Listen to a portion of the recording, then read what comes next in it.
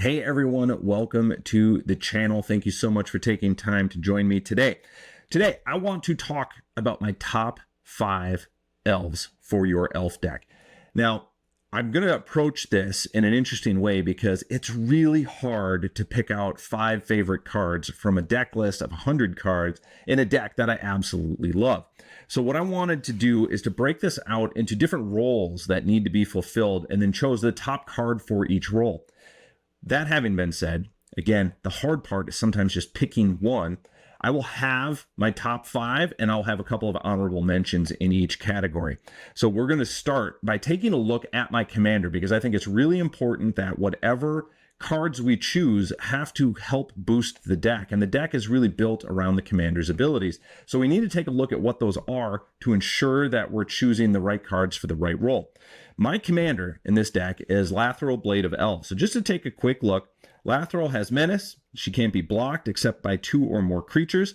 And whenever Lathril deals combat damage to a player, I'm going to create that many 1/1 green elf warrior creature tokens. Now that is the engine of this deck. I am all about token generation. I want as many elves on the battlefield as possible. Why? There's a couple reasons. One we'll talk about in a little bit. But right off the bat here with Lathril, one of her abilities is that I can tap 10 untapped elves that I control, and each opponent will lose 10 life, and I'll gain 10 life. And that can be a win condition right then and there. But again, it is dependent on having enough elves on the battlefield. So what we need to do is we need to get a lot of mana early on, and we need to get a lot of elves out. So let's talk about my first of 5 top elf cards. The first one I'm going to mention, Mana Ramp. We're talking about the Priest of Titania. This is an elf druid. It is a 2-drop, so 1 colorless, 1 green. And for each elf on the battlefield, I can tap to generate 1 green mana. If I'm able to get a lot of mana out early in this game and I can flood the board with token creatures, I am also simultaneously flooding the board with mana, which is going to give me a lot of options early on. This is a very powerful card, and it's absolutely essential to the success of this deck. The second card in my list is similar. This is the Elvish Archdruid. So this one is a little higher on the mana cost, 2 green and 1 colorless, but all other elf creatures you control get +1/+1, and additionally you can add 1 green mana for each elf that you can control. So this one also has the added benefit of giving everybody a +1/+1, but again, generates all that mana. So this is number 1 and number 2 on my list. Some honorable mentions in this category of mana generation are what I call the classic 3. We've got Llanowar Elves.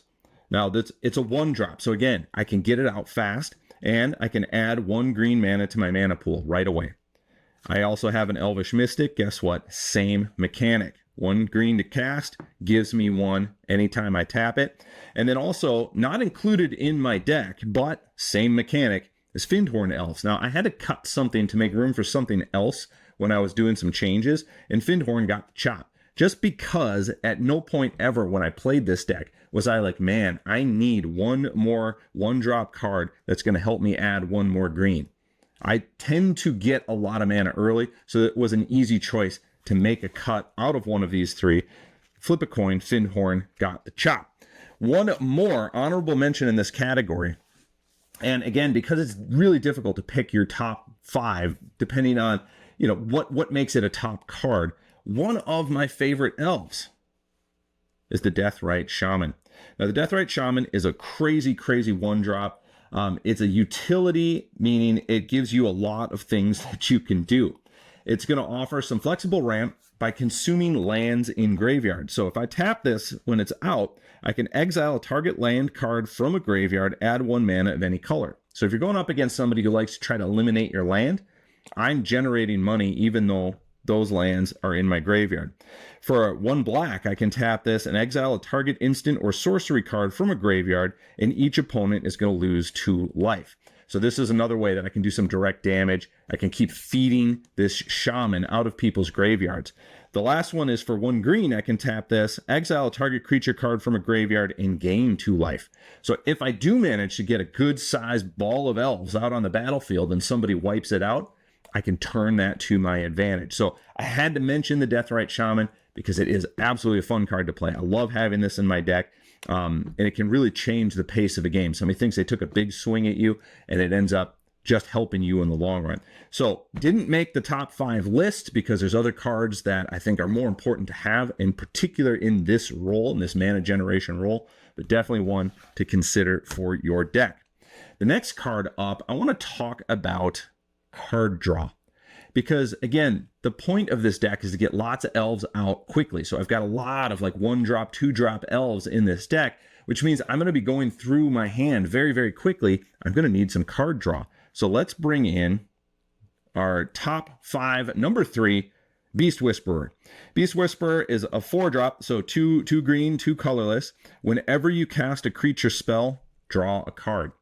So the more cards I cast, the more cards I draw. This is really going to help keep my hand populated so that I've always got more cards to get on the battlefield. Now, with that, honorable mention to Leaf Crowned Visionary. This is a 2-drop. Other elves you control get a +1/+1, and whenever you cast an elf spell, you may pay 1 green, and if you do, draw a card. So that 1 green cost is why this one gets the honorable mention versus the Beast Whisperer, which you can just do for free. Had to pick one, picked this one. I do like the +1/+1, but as we get a little further down the line, you'll see why that's not necessarily an important component. So Beast Whisperer gets the 3rd spot. Next thing we want to talk about is what I've been mentioning all along, token generation. We got to get our elves out on the battlefield. And so we're going to start off with number 4 on the list, the Elvish War Master. Now, the Elvish War Master is a very consistent, fast way to go wide. For 1 green and 1 colorless, whenever 1 or more other elves enter the battlefield under your control, you're going to create a 1/1 green elf warrior creature token. This ability triggers only once each turn. Every turn, if I'm generating tokens because of Lathril, I'm generating tokens because of other cards I have on the table, I'm effectively doubling those number of tokens because I can cast this towards the end of my turn and boom, more and more and more tokens on the battlefield. This is going to build that army. It's going to build that up so quickly. And this is why it's an overrun. We want all these tokens. We want tons of them, and then we're going to overrun the board with them. Honorable mention in this category to Imperious Perfect. Imperious Perfect costs one mana more, so it's 1 green and 2 colorless. Other elves you control get a +1/+1. Okay, great. And then for 1 green, I can tap this and create 1 green elf warrior creature token.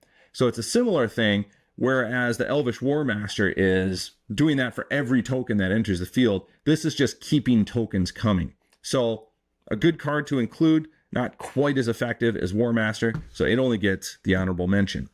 So now we're going to get into a little bit of controversy because the 5th elf card, I'm going to say very specifically, that I would include in this list isn't an elf. This is my big win con, the Craterhoof Behemoth. Now hear me out on this because this does fit in an elf deck. The mechanics of this card are really why you want to have this in it. But if you want to fight me on it and say, no, it has to be an elf, I got you. Don't worry. But let's talk about this one first because it is my first choice for that 5th spot. That 5th spot is the finisher. Craterhoof Behemoth is expensive. He's 8 mana to cast. So you're not going to get him out right away. But if I've got that mana engine going, if I've got that token engine going, I'll have no problem getting a Craterhoof out, especially since I think I have 7 tutors in this deck. So I am going to have Craterhoof in my hand come hell or high water. Craterhoof has haste. When a Craterhoof Behemoth enters the battlefield, creatures you control gain trample and get +X/+X until the end of turn, where X is the number of creatures you control. So if I have 50 elves out on the board, each elf becomes a 50/50 creature with trample, and I am going to wipe the board and win the game. This is my main win con. This is why I want Lathril as my commander to help generate tokens. This is why I need all that mana so that I can get these cards out quickly and early. This is why I need that Elvish War Master out on the battlefield because I am going to overrun you. This card is so powerful in an elf deck that you absolutely have to include it. You absolutely have to mention it in a list of your top elf cards. But like I said, it's not technically an elf, right? It's a beast creature. So if you want to be a purist, I would go with Shaman of the Pack. Shaman of the Pack is 3 mana, elf shaman. When Shaman of the Pack enters the battlefield, target opponent loses life equal to the number of elves you control. This is only going to allow you to overrun one opponent. So if you're playing one-on-one, this is just as good as a Craterhoof.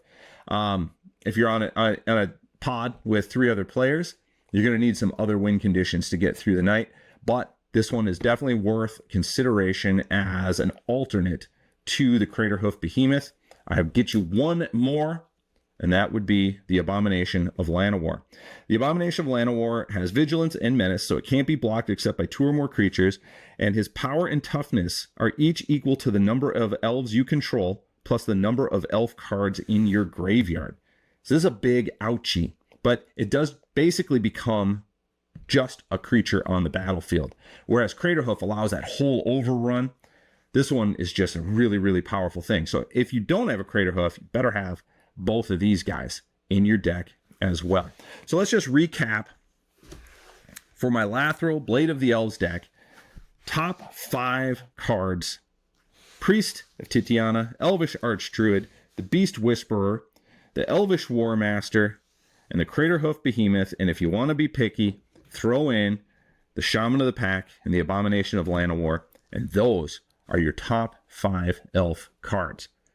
Now, I want to hear from you. Do you agree with this list? Would you alter it? Would you change it? Is there a different strategy that you would go for? I want to hear about it.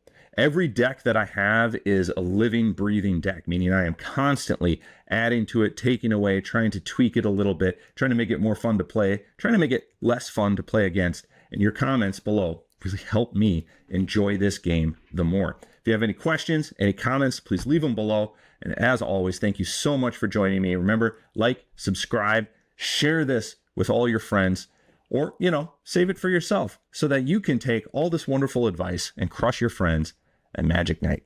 Till the next time, see ya.